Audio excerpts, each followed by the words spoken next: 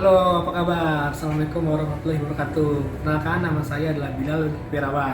Nah, kali ini saya ingin mengetahui bagaimana sih kegiatan belajar mengajar selama pandemi COVID yang ada di saat ini. Saya akan membahas pembelajaran online ya, atau e-learning di lembaga London School Beyond Academy. Nah, untuk itu, mari ikuti saya ya, bagaimana cara sekolah ini dalam menghadapi COVID untuk memberikan pelajaran kepada mahasiswanya dengan online. Yuk, simak.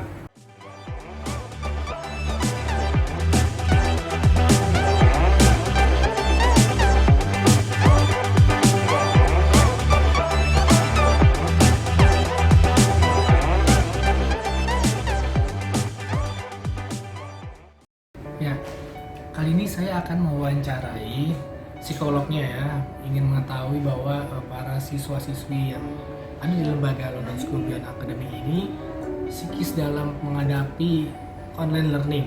Ya, kita ke psikolognya yuk.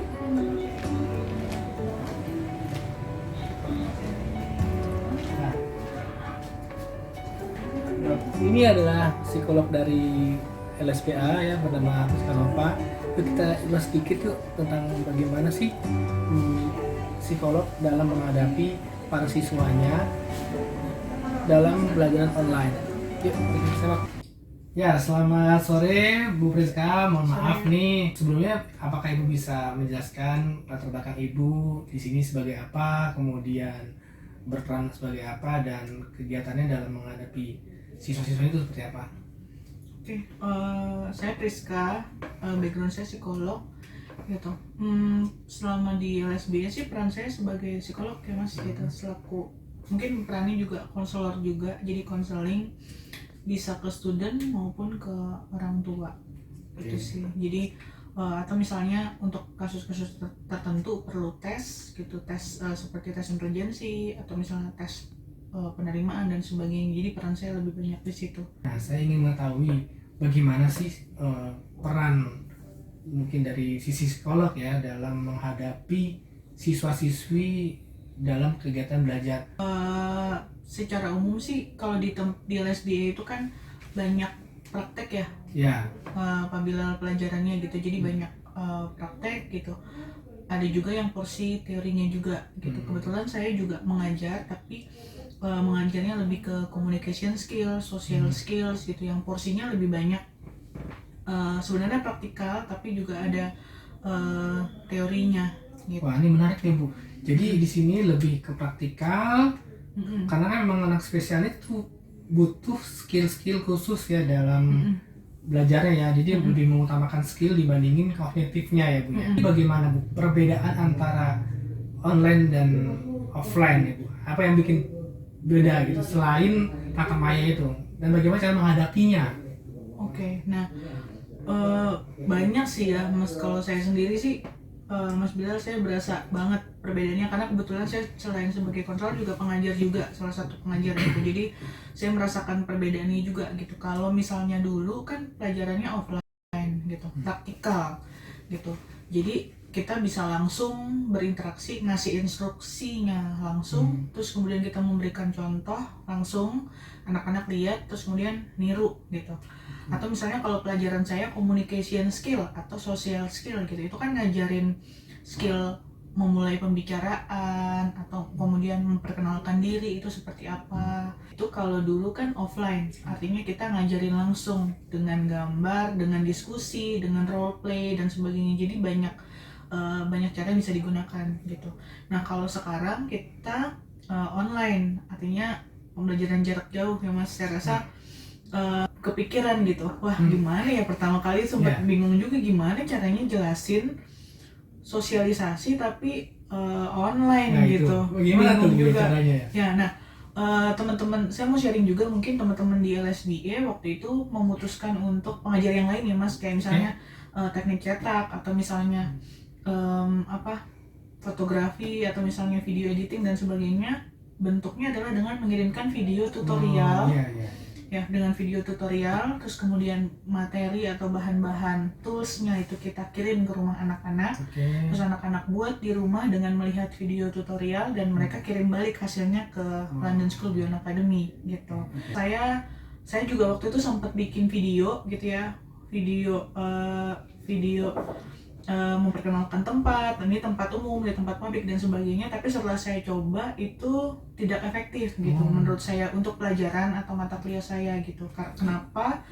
Karena kesannya jadi terlalu teoritis gitu. Sementara itu yang memang communication skill dan social skill harus latihan gitu kan Mas gitu. Akhirnya saya memutuskan untuk enggak, kita diskus kelas aja online, jadi nggak ada video tutorial dan sebagainya gitu. Jadi kita kelas online, banyak diskusinya diskusi online. Itu hambatannya apa ya dalam interaksi? Mungkin yang bisa kesulitan-kesulitan yang terjadi dalam tatap maya itu seperti apa, Bu?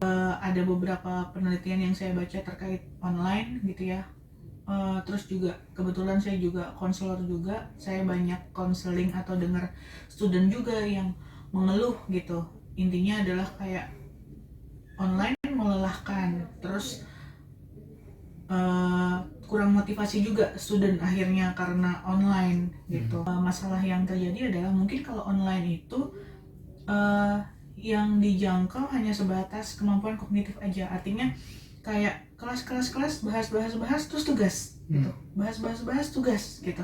Jadi tapi dari beberapa yang cerita ke saya atau ngobrol gitu, baik yang student di LSBA maupun student reguler gitu, banyak yang bilang tugasnya numpuk, banyak tugasnya gitu, tapi jadinya tidak termotivasi gitu. Kalau saya baca mungkin itu disebabkan karena yang banyak itu tugas Mas gitu, tapi kita kurang interaksi emosional gitu. Kalau di kelas kan kita ada interaksi sama temen, bisa bercanda, terus kemudian sesama temen bisa ngasih saling support, semangat, sekedar tepukan gitu. Itu motivasi. Ayo, ya kamu pasti bisa gitu. Atau ada basa-basi dulu kan kalau di kelas biasanya ya Mas gitu.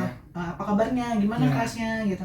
Itu ada yang seperti itu gitu. Sekarang karena online hanya lihat di layar gitu ya, tentu banyak yang terhambatnya juga gitu. Apalagi anak-anak kita banyak masalah di konsentrasi gitu kan, terus kemudian di bahasa gitu ya. Jadi akhirnya butuh pendampingan orang tua sih. Dampaknya ke saya selaku pengajar dan selaku psikolog juga jadi mikir gimana ya caranya supaya mereka jadi lebih termotivasi gitu. Udah mulai mikirkan ide-ide kreatif lainnya gitu. Kayak misalnya udah memanfaatkan berbagai macam cara. Sekarang saya akhirnya jadi punya material pembelajaran di Canva yang ada gambar-gambar gitu. Ada yang lain gitu ya, kayak Kahoot atau misalnya kayak mural.com. Itu juga ada beberapa aplikasi yang saya pelajarin. Oh ternyata bisa nih dipakai untuk interaktif. Jadi saya di awal-awal banyak ngobrol aja dulu gitu. Bayang ya Mas Bila susahnya. Susahnya mungkin awal-awal mungkin bingung, tapi kesini-sini udah tahu strateginya, udah tahu apa yang harus dilakukan, jadi lebih nyaman sekarang, lebih terbiasa juga ya. Oke. Ya cukup menarik sekali ya dari sisi psikolognya dan belajarnya. Jadi saya juga lebih tahu lagi bagaimana kondisi LSBA dalam menghadapi online learning ya dari segi psikolognya. Terima kasih Bu Kisya. Sampai jumpa lagi. Ya, oke. Nah, terima kasih masih mengikuti kegiatan saya dalam mengulik sedikit bagaimana proses pembelajaran e-learning ya atau online learning di LSBA ya.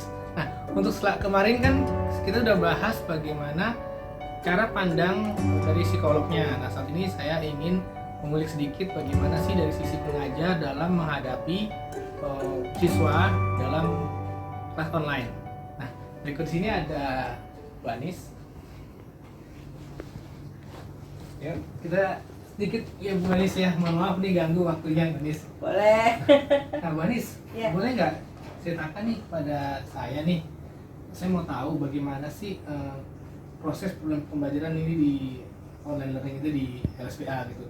Sebelumnya bisa nggak menjelaskan bagaimana Bu Anis, siapa Bu Anis dan apa kontribusinya di LSBA ini? Ya Mas Bilal, udah tahu kan nama saya Anis. Saya alhamdulillah dikasih kesempatan untuk mengajar di BLK. BLK tuh Balai Latihan Kerja. Itu adalah program sesudah anak-anak LSBA menyelesaikan studi di LSBA. Nah, di situ tuh kita lebih memang semua praktek, dan yang kita ajarkan adalah keterampilan yang diharapkan nanti bisa membuat mereka punya modal untuk usaha sendiri. Wow, sangat menarik ya. Apakah perbedaannya antara belajar online dengan belajar offline, Bu Anis, kalau di LSBA dengan Bu Anis mengajar? Oh iya, pasti beda banget ya. Dan lebih gak susah sih, tapi tidak mudah gitu. Jadi untuk praktek kita harus benar-benar jelas memberitahu step-stepnya, supaya anak-anak di rumah masing-masing itu bisa menangkap apa yang kita ajarkan. Itu aja kadang-kadang mereka juga belum tentu bisa langsung menangkap. Kita harus sabar, mengulang-ulang terus. Nah, kadang-kadang juga sebenarnya kita masih membutuhkan pendampingan untuk anak-anak di rumah. Jadi mungkin ada yang motoriknya belum bagus, jadi misalnya untuk menempel kertas atau menempel kayu itu jadi kurang kuat. Nah, itu sebenarnya memang masih dibutuhkan bantuan. Yang sulit untuk mengajar ketika online itu apa sih, kendala-kendala yang terjadi gitu selama proses belajar mengajar? Mereka itu jadi lebih lama nangkep apa yang instruksi dari kita dibanding kita offline gitu. Nah, selain itu ulang kali kita harus ingatkan gitu arah kamera gitu. Jadi kita sendiri juga bisa ngecek ke tempat kerja mereka itu proses yang mereka kerjakan. Kerja apa yang pas nih untuk online learning nih misalnya? Ya, kita juga mesti peka sih ya sama ini anak-anak tuh kan mereka berbeda-beda. Oh iya. Jadi kadang-kadang ada yang kuat di memori. Ya. Ada juga yang di desain komputer. Sebaiknya memang kita bagi. Jadi misalnya ada yang kuat di desain komputer, kita kasih tugasnya untuk mendesain. Jadi, mungkin terakhir nih Bu Anis nih, hal menarik apa nih yang menurut Bu Anis itu dengan kegiatan online itu yang menarik apa gitu, bisa dibandingkan dengan offline yang menarik gitu? Kadang-kadang anak-anak itu suka bikin surprise juga ya. Yang kita pikir bisa nggak ya sih mereka ya, nangkep nggak ya? Terus taunya mereka bisa dan bagus gitu. Jadi pas kita sangkanya nggak bisa tapi malah bisa. Pas kita lihat hasilnya gitu, ternyata mereka bisa dan bagus aja. Ya, makasih banyak nih Bu Anis nih atas sharingnya ya. Sampai ketemu lagi, semoga sukses terus mengajarnya. Sukses terus. Oke guys, jadi saya barusan saja wawancara sama pengajarnya. Jadi banyak hal yang kita dapat dari ini. Yang jelas jangan pernah menyerah dalam belajar. Oke, yuk terus. Makasih.